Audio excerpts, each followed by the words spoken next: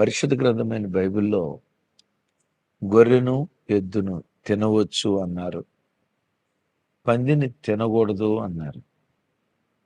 పందిని తినకూడదు అంటానికి కారణం ఏంటంటే అది నెమరు వేసే జంతువు కాదు.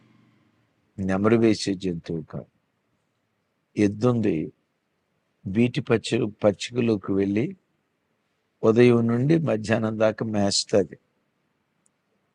మధ్యాహ్నం ఆ ప్రాంతంలో ఓ చెట్టు కిందకు వచ్చి తాఫీగా కూర్చొని ఉదయం నుంచి మధ్యాహ్నం వరకు తిన్నటువంటి ఆ గడ్డిని మరలా నోట్లోకి తెచ్చుకొని నెమరు వేస్తూ ఉంటుంది.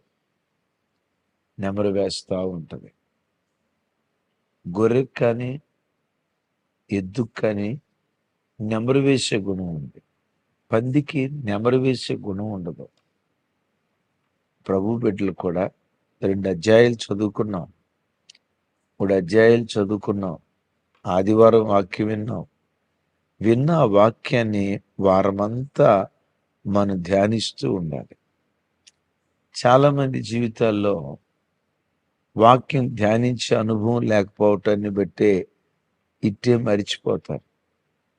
అమ్మా నేను చర్చికి వెళ్ళారు కదా, అయ్యో వెళ్ళేవండి, వెళ్ళకుండా ఎట్లా, మీ అయ్యగారు ప్రసంగం చేశారా, అయ్య బాబోయ్ అబ్బబ్బబ్బబ్బబ్బబ్బ భలే ప్రసంగం చేశాడు అయ్యగారు. ఏం ప్రసంగం చేశాడమ్మా, ఏవో మరి అని అంటారు. ఏ వాక్యం చెప్పారమ్మా, అది ఏదో చెప్పారు కానీ భలే ఉందండి.